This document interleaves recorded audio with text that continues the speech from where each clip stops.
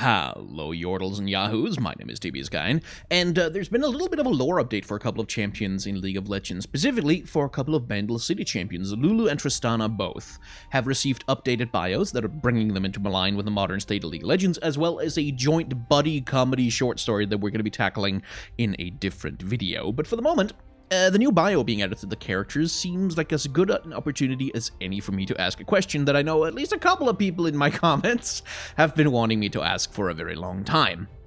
What's the deal with Lulu? Now, Lulu, like a lot of the other champions we've talked about, is a rather old champion. She's from 2012, well before the 2014 lore retcon, and consequently, she's from a time long before Riot really knew what they wanted the Yordles to be, which is the thing that has been haunting the Yordles pretty much since 2014, and honestly, even since before that. We don't really know what the heck the Yordles are or what they were supposed to be. So, in recent times, Riot have been trying to recontextualize them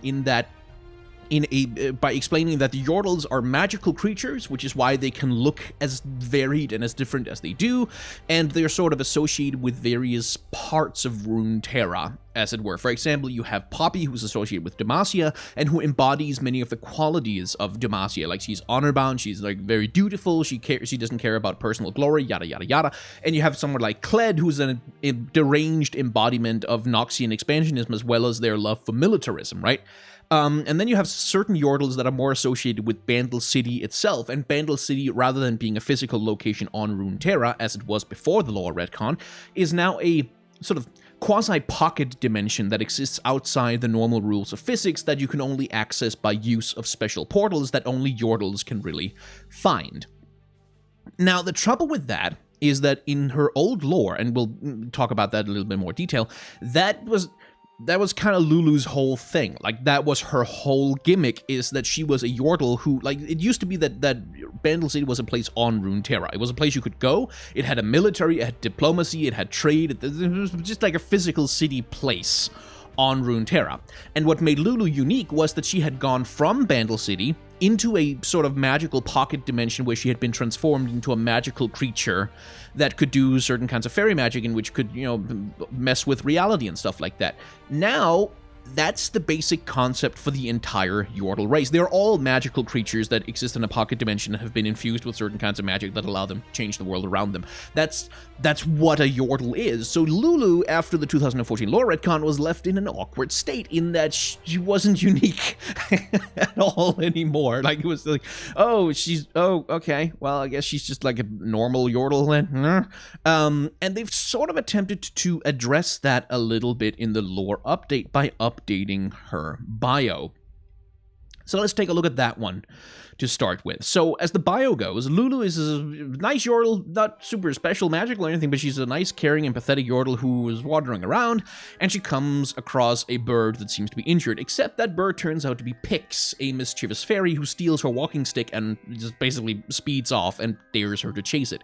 So she chases it, and she goes deep into the forest, over boulders, under logs, around ancient overgrown stone circles, into a cave hidden behind a waterfall, and from there she tumbles down, deeper and deeper into the magical spirit realm that is this sort of alternate, sort of a parallel dimension that exists alongside the physical reality of Runeterra.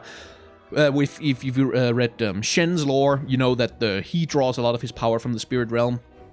He's sort of a guardian of the spirit realm. The Vestaya also draw a lot of their power from their connection to the spirit realm. That's why they're these human-animal hybrid stuff like that. And Ionia's whole thing is very much about the tension between, you know, living in harmony with nature and the spirit realm and material concerns like military and not being invaded by Noxus. Anyway, Lulu stumbles deeper and deeper into the spirit realm until she comes to a place called the Glade. And the Glade is this super magical place where the laws of physics don't apply, the laws of time don't apply, you can change things with your mind.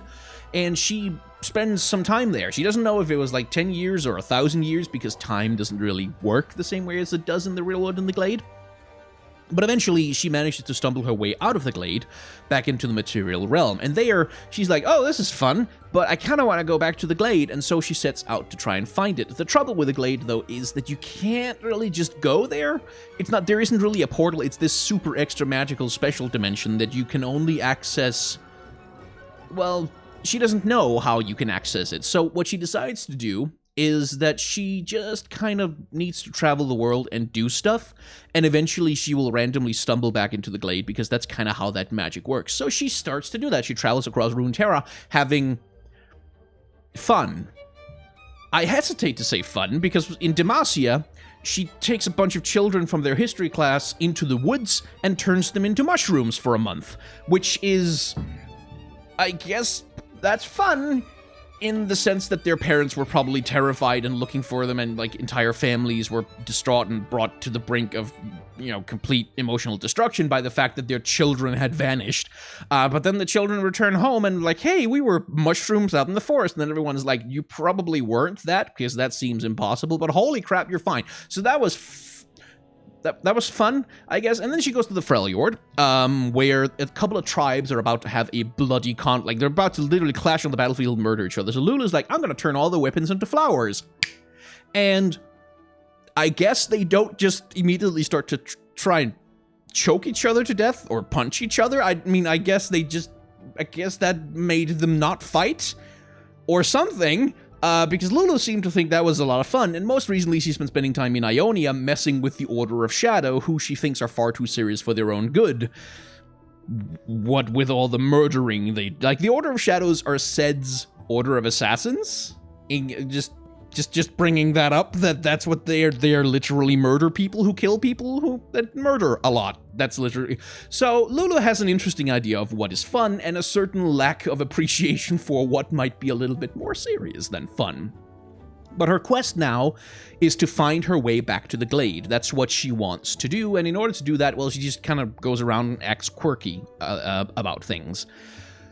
So this is a perfectly serviceable lore, I think. Like, in terms of, it gives her a clear goal. Like, she has a quest, a thing that she wants, and that's one of the basic elements that you kind of need to have an interesting character story, is to have the character have a thing that they want and some kind of obstacle that stands in the way of them attaining it, because then you can have some conflict, then you can start to do stuff with their narrative. So certainly that is a good part of the lore, is that it gives Lulu a clear quest, and it gives us like the stakes and the means by which she might achieve her goal.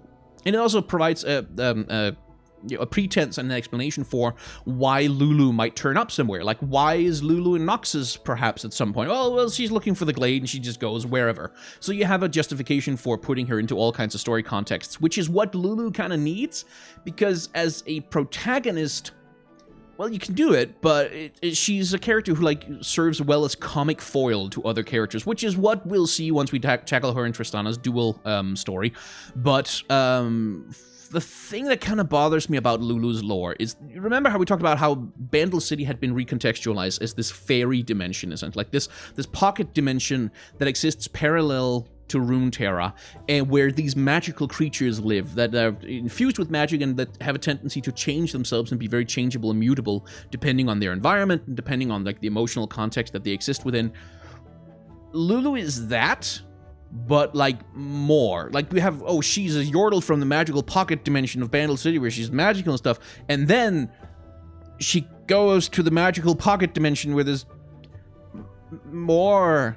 Like, very much the concept of the glade is like Bandle City again, but times 1,000, right? It's that playground thing of, well, I have super magic. Well, I have super magic times 1,000. That's kind of what it feels like to me, is that instead of inventing a new idea of what the glade is, that makes it substantially different from Bandle City, they just say, oh, it's Bandle City, but like it's more Bandle City. And that kind of comes up in this paragraph here. Bandle City, Lulu's home, was a bizarre and magical place that defied logic, where time was meaningless and the natural laws of the material realm did not wholly apply. And yet the glade was a place stranger still. It existed long before the Yordles came into the world, and it was perhaps from the glade that Bandle City itself sprung, a place of... a place of raw primordial magic. It was hidden away so deeply that no Yordle had ever found it until now. So, the glade is Bandle City, but more. Now, the concept that has been explored with a lot of the Yordles in League of Legends already is the idea that Poppy spends a lot of time in Demacia, and she becomes an aspect of Demacia, as it were. Like, not in the sense of being a Targonian aspect, but she takes on aspects of Demacian culture, of Demacian self-image and self-understanding, and becomes sort of a reflection of Demacia. Same thing goes for Kled in Noxus, same thing goes for Fizz in Bilgewater. And I think maybe what they're going for here is that Lulu is like a reflection of Bandle City, so like she's a reflection of the nature of Yordles, these magical, changeable fairy creatures, except that's not really made explicit in the story, that that's what she's supposed to be, and that's what makes the whole thing of, oh, the glade is Bandle City but more. It falls a little flat for me, because like it fails to make Lulu unique, it just makes her the same as she always was, but now we're insisting that it's special. Right? Rather than actually making Lulu special, it's just kind of, no, we're just going to say that it's extra super special because we say so, but something about it just doesn't really land for me. Still, in terms of being an upgrade on her previous lore, it is actually substantial polish. It's not really a complete reworking of her original lore, but it's a bit of a polish on it. In her original lore, the way back in the day original lore, Lulu was from Bandle City, the physical place, and she enters the League of Legends after she goes to the glade with Pix, because it's the only place where she can use her special magical powers for something interesting. After the lore retcon, when the League of Legends itself vanished, the concept behind Lulu wanting to return to the glade and her relationship with the glade was that she wanted to be accepted for who she is. Right, that was sort of vaguely the character concept for her, is that she had been turned into something different from other Yordles by her visit to the glade, and she wanted to be accepted for what she was now, like accepted for who she is and accepted for the way that she wants to live her life, which is to cast magic on everything and taste purple all the time. And that was kind of weak as a characterized, as a quest. That was kind of weak, because how she wants to be accepted for does she want friends, or does she want to be a champion of like what did she want back then? Wasn't really clear. The new one gives us a very clear set of goals for Lulu, and a clear source for her personality. That's overall a lot stronger. It's just that whole the glade is Bandle City times 1000 thing just doesn't land for me. Anyway, let's talk about Lulu's character design. Again, a very early Yordle, so this is the time before the Yordles were furry creatures, which is something that comes across pretty clearly in that Lulu, I think it's hard to say Yordle and human at the same time, Lulu is just a very small human. And that's sort of, she is, back in the day, there used to be Yordles, and then there were Meglings, and Poppy and also Tristana were Meglings, I believe. It's not really clear exactly what the hell, but it used to be that there was another group of creatures called Meglings that were sort of kind of a Yordle. They lived with the Yordles, but they weren't exactly Yordles. And then the Yordles were all the fuzzy furry ones, and then the Meglings were the ones that had smooth human-like skin, but they were just like blue or whatever. Lulu is that, and that's sort of the character design problem that she has now, especially if the concept that they're going for, and again, it's not really clear to me what they're going for, but if the concept they're going for is that Lulu is supposed to be the ultra Yordle, like the Yordle who's a Yordle but times 1000. She's the reflection of their mercurial, fantastical, magic-based nature as creatures, fairy creatures of a pocket dimension. I would like her to look more like a Yordle, which is the trouble that she doesn't nowadays. She doesn't really look like a Yordle compared even to Tristana and Poppy, who do have the fuzzy ears thing going on. But more than that, the trouble there is also that the idea of a primordial Yordle, like a prehistoric Yordle, a base Yordle from which all of the Yordles evolved, has already kind of been taken by Nar. He's sort of supposed to embody that concept now. So, like, yeah. Like, the basic trouble with Lulu is that she doesn't look like a Yordle. She just looks like a tiny person who has pointy ears and a hat. And that's sort of the main thing that I would like to see resolved about her character design, is to turn her into something that looked more like a magical creature rather than just a very small sorceress. Outside of that, Lulu's actually one of my favorite older character designs in League of Legends in a number of ways. First of all, there's the Tim Burton curl on her hat here that I have always kind of adored, just because it's so blatant. Like, you've got the stripy fabric thing and then it curls into the spiky thing, which is such a Tim Burton thing. And I've kind of always adored how blatant and unashamed it was to crib that little design element and include it. The other thing I quite enjoy about Lulu's character design concept is that she's like 50% hat. Like by mass and volume, most of Lulu is like her hat. it's like half of her height is made up of her hat, and the half of her volume is made up of her hat, which is a really cool concept, and something when and if she gets a visual update is something I'd like them to see go further with, to really emphasize the idea that Lulu sort of that the hat is sort of Lulu's home or her house, or that she sort of exists, that she uses the hat to vanish into or to travel with, and that it's not just a piece of clothing, but it's sort of part of her as a person, in a sense, because the whole thing about, you know, pulling a rabbit out of a hat or a cat in a hat disappearing up a hat, all that stuff is very associated with magic and magical creatures, and indeed with fairies, and it's this really strong design element that's always been central to Lulu's character design.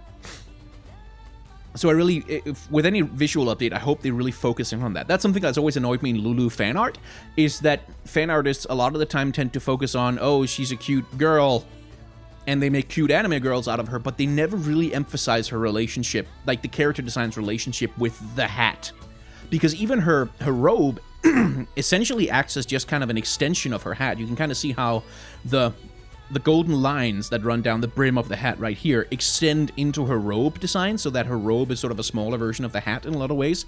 And you can see how the stripy cloth that happens in the Tim Burton hair spike on her hat repeats down her arms as we get down here. So there's this wonderful cohesion where her entire character design is, her entire outfit design is an extension of her hat, which is really nice and cohesive, that I wish more people just paid attention to as an element of her character design, rather than focusing on anime girl with long hair.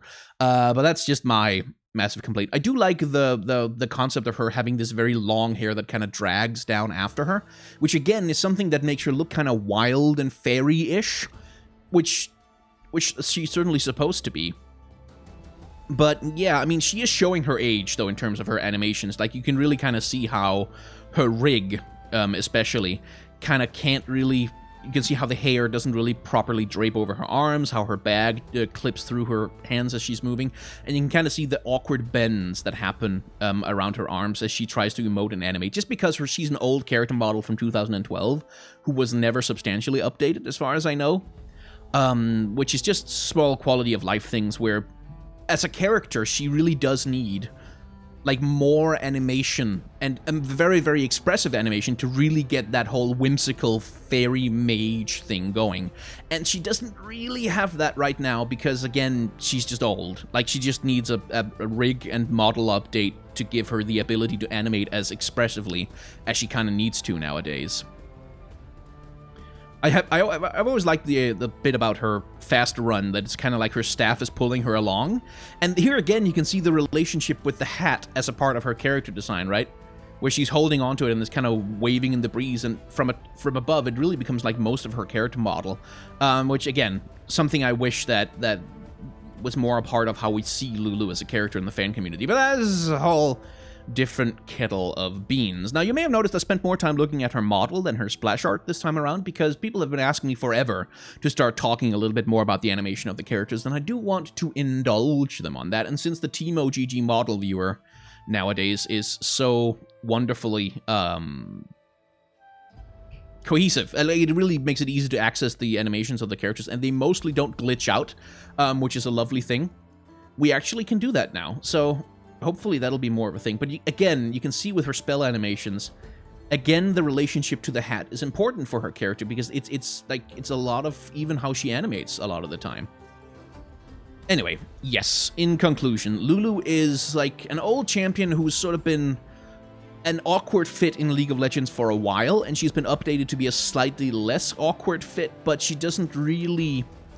She lacks that unique spark of this is the thing that she is very much about, that nothing else in League of Legends is quite like, that I really feel like she needs as a character.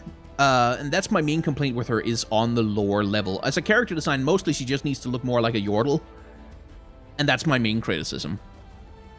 Anyway, if you have enjoyed this video, well, you should feel very free to head on over to Patreon and support the channel with $1 a month if you can. Or you can hit my tip jar down in the description. There's a couple of links to that if you want, instead of doing a subscription thing, you want to do a one-time thing.